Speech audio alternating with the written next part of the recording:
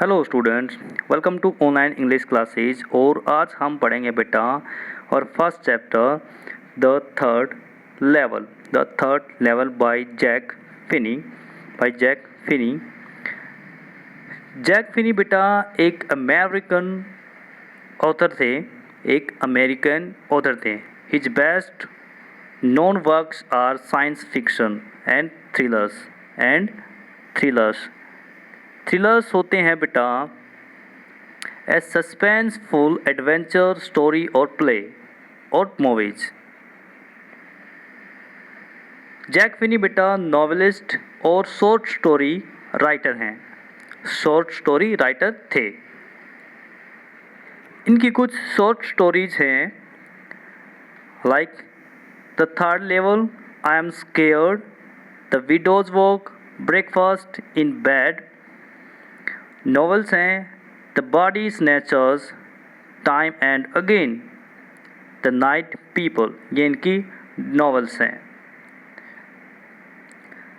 अब third level के बारे में बात करें तो जैक फिनी ने बताया है कि जो थर्ड लेवल है वो combination of reality and fiction और रियलिटी का कम्बिनेशन है।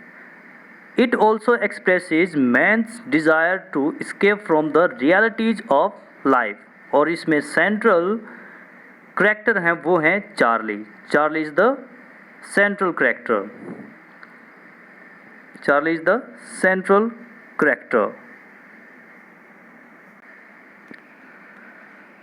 One day by chance he slips into the past। वे भूतकाल में चले जाते हैं। ग्रैंड सेंट्रल स्टेशन के टू लेवल हैं, लेकिन एक दिन चार्ली को थर्ड लेवल का पता चलता है। गाड़ी पकड़ने के लिए वे स्टेशन जाते हैं। वह प्लेटफार्म पर पहुंच जाते हैं, लेकिन प्लेटफार्म पर वे रास्ता भूल जाते हैं। उसके बाद वे एक कॉरिडोर में एंटर करते हैं जो नीचे की ओर झुका हुआ है। वे चलते जाते हैं और थर्ड लेवल पर पहुंच जाते हैं। वहां पहुंचकर वे देखते हैं कि सब कुछ पुराने फैशन का है। उन्हें फील होता है कि वे 19वीं सेंचुरी के संसार में पहुंच चुके हैं। फिर वे प्रेजेंट में वापस आते हैं। अब वह फिर से थर्ड लेवल को ढूंढने का ट्राई करते हैं, लेकिन वह उसे कभी नहीं मिलता है। उनके साइकियाट्रिस्ट फ्रेंड उनकी इस स्टोरी को झूठी मानते हैं, उन पर ट्रस्ट नहीं करते हैं। लेकिन एक दिन साइकियाट्रिस्ट को थर्ड लेवल मिल जाता है और वह 1894 के संसार में पहुंच जाते हैं। 1894 के संसार में पहुंच जाते हैं।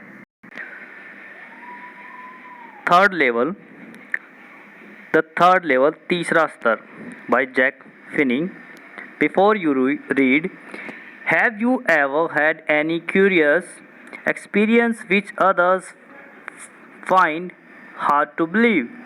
क्या आपने कभी किसी जिज्ञासापूर्ण घटना को अनुभव किया है जिस पर दूसरे विश्वास नहीं करते हैं? The presidents of the New York Central and the New York, New Haven and Hartford railroads will swear on a stack of timetables that there are only two, but I say there are three because I've been on the third level of the Grand Central Station. Yes, I've taken the obvious step. I talked to a psychiatrist friend of mine, among others. I told him about the third level at Grand Central Station, and he said it was a waking dream with fulfillment. He said I was unhappy. That made my wife kind of mad, but he explained that he meant the modern world is full of insecurity, fear, war, worry, and all the rest of it and that I just want to escape. I just want to escape. Well, who doesn't? Everybody I know wants to escape, but they don't wander down into any third level at Grand Central Station. New York central और New York new haven और Hartford rail roads के अध्यक्ष समय सारिणी के ढेर की कसम खाएंगे कि केवल 2 स्तर हैं, परंतु मैं कहता हूं कि तीन हैं, क्योंकि मैं ग्रैंड सेंट्रल स्टेशन के तीसरे स्तर पर रह चुका हूं। हाँ, मैं प्रत्यक्ष कदम उठा चुका हूं। मैंने अपने एक मनोरोग विशेषज्ञ से बात की और औरों के साथ साथ साइकियाट्रिस्ट होता है बेटा मेंटल डिजीज एक्सपर्ट। साइकियाट्रिस्ट होता है बेटा मेंटल डिजीज एक्सपर्ट। साथ साथ मैंने औरों से भी बात की। मैंने उनको ग्रैंड सेंट्रल स्टेशन के तीसरे स्तर के बारे में बताया और उन्होंने कहा कि ये डे ड्रीम में इच्छा का पूर्ण होना है। उन्होंने कहा कि मैं खुश नहीं हूँ। इससे मेरी पत्नी पागल सी हो गई, परंतु उसने समझाया कि आधुनिक संसार असुरक्षा, भय, युद्ध, चिंता और बाकी सभी चीज़ों से भरा है और मैं केवल इनसे बचना चाहता हूँ। खैर, कौन नहीं चाहता?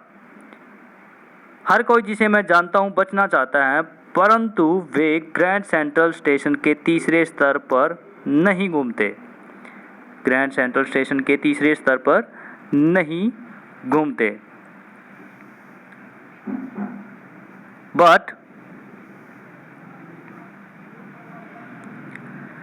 But that's the reason, he said, and my friend all agreed. Everything points to it.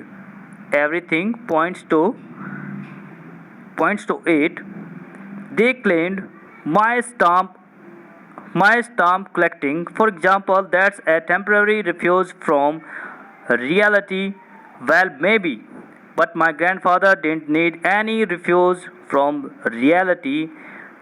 Things were pretty nice and peaceful in his day, from all I hear, and he started my collection. It's a nice collection too. Blocks of 4 of practically every US issue, first day covers, and so on. President Roosevelt collected stamps too, you know. परंतु यही कारण है उसने कहा और मेरे सारे मित्र भी सहमत हुए। हर चीज़ इसकी तरफ इशारा करती है। उन्होंने दावा किया, उदाहरण के लिए मेरा टिकटें इकट्ठा करना, वह वास्तविकता से अस्थायी पलायन है। ठीक है, हो सकता है, परंतु मेरे दादाजी को किसी अस्थायी पलायन की आवश्यकता नहीं थी। उनके दिनों में सब कुछ अच्छा और शांत था, जैसा कि मैं सुनता हूँ। और उन्होंने मेरा टिकट कलेक्शन शुरू किया था, टिकट संग्रह शुरू किया था। यह एक अच्छा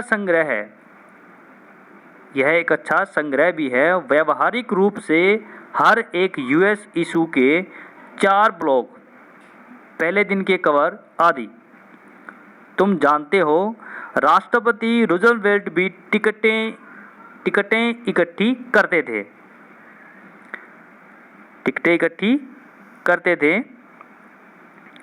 president Roosevelt collected stamp too, you know कि प्रेसिडेंट रूजवेल्ट भी टिकटें इकट्ठी करते थे। एनीवे, खैर, here's what happened at Grand Central.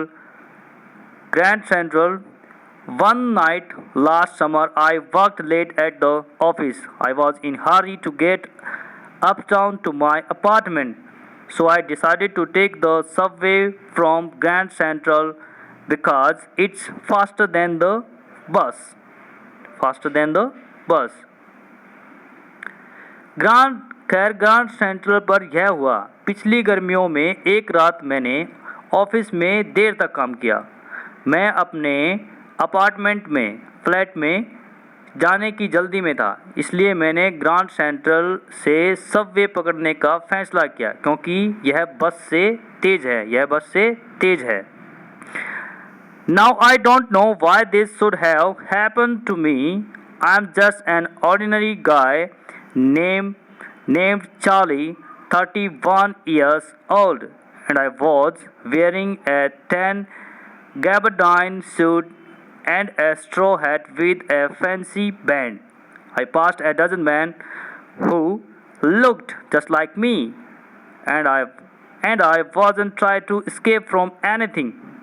I just wanted to get home to Louisa, my wife. अब मुझे नहीं पता कि ऐसा मेरे साथ क्यों हुआ। मैं चार्ली नाम का साधारण आदमी हूँ, 31 वर्ष का, और मैंने हल्के बादामी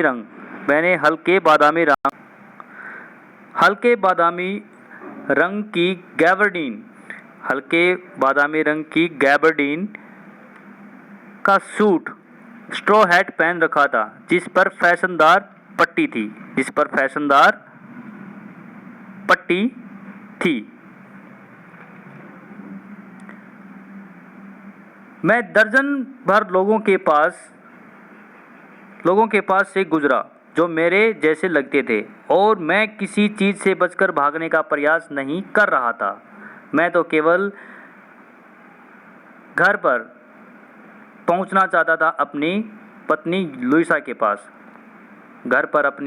लुइसा के पास पहुंचना चाहता था। I turned into Grand Central from Vanderbilt Avenue and went down the steps to the first level where you take trains like the 20th century. Then I walked down another flight to the second level where the suburban trains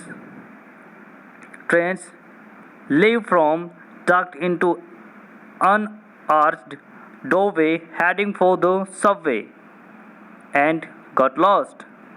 That's easy to do. I've been in and out of Grand Central hundreds of times, but I'm always bumping into new doorways and stairs and corridors.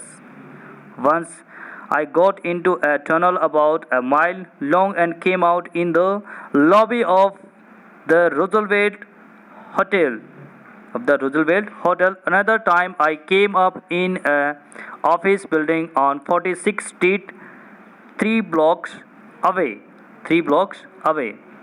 वांडरबिल्ट Avenue से मैं grand central में मुड़ गया और सीढ़ियाँ उतरकर first level पर आ गया, जहाँ से आपको 20वीं सदी जैसी रेलगाड़ियाँ मिलती हैं। तब मैं दूसरे लेवल की दूसरी सीढ़ियों के क्रम पर गया, जहाँ से उपनगरीय गाड़ियाँ चलती थी, और सबवे लेने के लिए एक मेहराबदार दरवाजे से घुसा और रास्ता भूल गया। ऐसा करना सरल है। मैं ग्रांड सेंट्रल में सैकड़ों बार आया हूँ, परंतु हर बार मैं नए दरवाज़ों में सीढ़ियों पर अचानक पहुँच जाता हूँ। एक बार मैं एक मील लंबी सुरंग में घुस गया और रूजवेल्ट होटल की लॉबी में निकला। दूसरी बार मैं 46 रोड पर 3 ब्लॉक्स परे एक ऑफिस की बिल्डिंग में पहुंच गया। फर्स्ट टाइम कहाँ पहुंचा? रूजवेल्ट होटल की लॉबी में। सेकंड टाइम 46 रोड पर 3 ब्लॉक्स के परे ऑफिस बिल्डिंग में।